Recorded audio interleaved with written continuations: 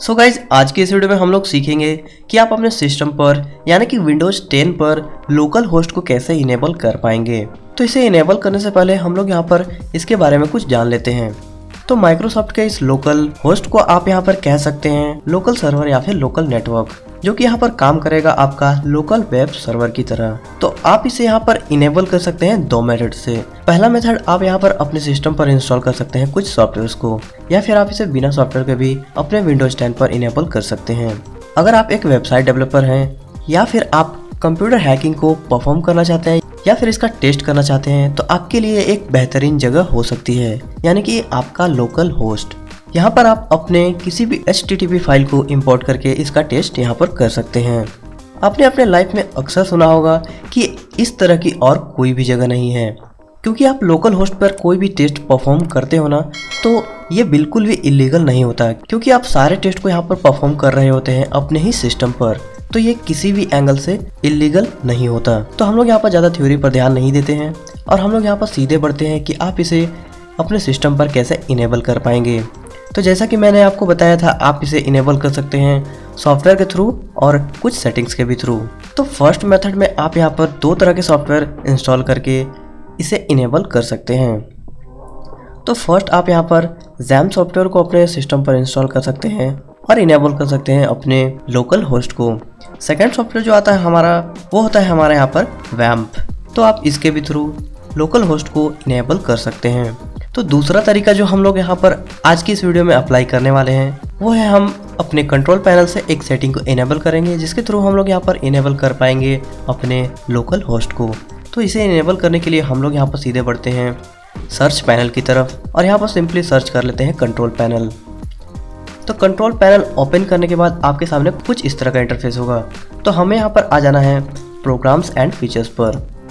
यहाँ पर क्लिक करने के बाद आपको इन सभी को इग्नोर करना है और सीधा यहाँ पर आना है टर्न विंडोज फीचर ऑन और ऑफ। तो इस पर क्लिक करने के बाद आपके सामने यहाँ पर कुछ इस तरह का इंटरफेस होगा, जो कि एक न्यू विंडो है। मैं इसे फुल स्क्रीन पर कर लेता हूँ। तो जैसा कि आप यहाँ पर देख सकते हैं, इंटरनेट इन्फॉर्मेशन सर्विस और internet information service hostable web core. तो आपको यहाँ पर इन दोनों को टिक कर लेना है। जैसा कि आप यहाँ पर देख सकते हैं, मैंने इसे ऑलरेडी ही इनेबल किया हुआ है। तो इन दोनों को टिक करने के बाद आपको सिंपली ओके पर क्लिक करना है। तो यहाँ पर ये कुछ प्रोसेस टाइम लेगा और आपका यहाँ पर ये फाइनली कंप्लीट हो जाएगा। ये प्रोसेस कंप्लीट कर लेने के बाद आपको यहाँ पर सिंपली इसे कट कर लेना है। तो जैसे ही आप यहाँ पर इस होस्ट वाले सेटिंग को इनेबल करेंगे, आपके सी ड्राइव पर एक फोल्डर बन जाएगा। तो आपको आ जाना है अपने सी ड्राइव पर। तो सी ड्राइव पर आने के बाद आपको यहाँ पर आना है इंट पब पर, जैसा कि आप यहाँ पर देख सकते हैं।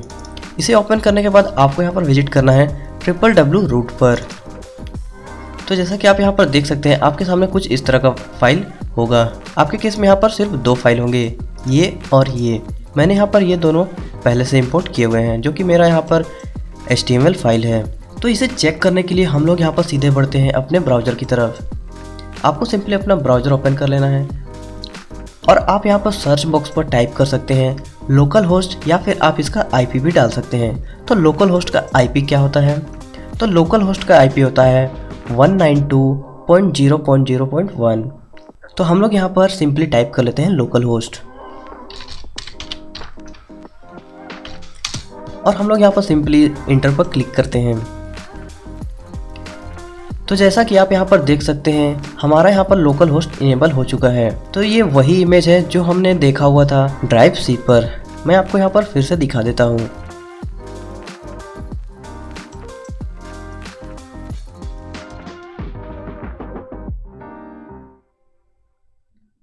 तो ये था हमारा इमेज लोकल होस्ट पर और यही मुझे शो कर रहा है अपने ब्राउज़र पर। इसके अलावा आप यहाँ पर ध्यान दे सकते हैं कि यहाँ पर हमारा शो कर रहा है IIS विंडोज़, जैसा कि आप यहाँ पर देख सकते हैं। तो ये होता है हमारा यहाँ पर इंटरनेट इन्फॉर्मेशन सर्विस, जो कि हमें प्रोवाइड किया गया है विंडोज़ के थ्रू। तो आप यहाँ पर अपने लोकल होस्ट पर अपने HTML फाइल को इंपोर्ट करके इसका टेस्ट ले सकते हैं, चाहे वो एक वेबसाइट हो या फिर आप अपने कंप्यूटर हैकिंग को लेकर किसी सॉफ्टवेयर को या फिर किसी टूल को यहाँ पर चेक करना चाहते हैं, या फिर आप अपने कंप्यूटर हैकिंग से रिलेटेड किसी सॉफ्टवेयर को टेस्ट करना चाहते हैं, तो ये आपके लिए सबसे बेहतरीन हो सकता है।